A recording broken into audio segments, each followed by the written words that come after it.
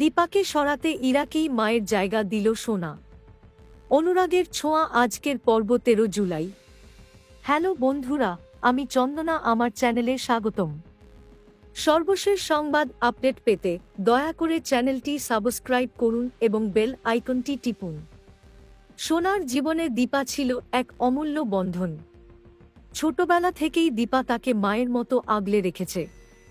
মা হারানোর পর দীপাই তো তার মা হয়ে উঠেছিল। সেই দীপাকেই আজ সোনা তার জীবন থেকে দূরে সরিয়ে দিল। কেন? কারণ এই গল্পের মোড় ঘুরে গেছে অন্যদিকে।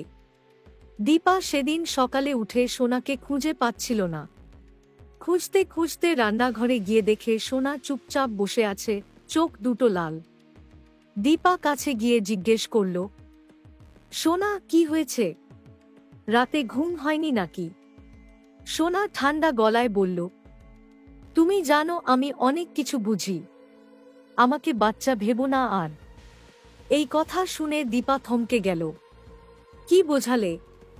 আমি সব শুনেছি কাল রাতে। তুমি বলছিলে নেহার সঙ্গে যে আমি তোমার দায়িত্ব, তোমার সন্তান নই। তুমি নাকি শুধু করুণা করে আমার পাশে আছো। এই কথায় দীপা ভীষণ অবাক হল, কারণ এমন কিছু সে বলেনি। হয়তো সোনা ভুল শুনেছে বা ইচ্ছাকৃতভাবে কেউ তাকে ভুল বোঝাচ্ছে।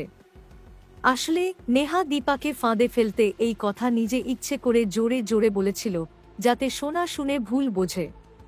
দীপা বলেছিল, সোনা আমার প্রাণ। আমি ওকে নিজের সন্তানের থেকেও বেশি ভালোবাসি, যে কোনো মায়ের থেকেও বেশি। কিন্তু নেহা মাঝখান থেকে কথাগুলো বিকৃত করে বলেছিল, ও তো তোর আসল সন্তান না, করুণা করেই তো রাখছিস।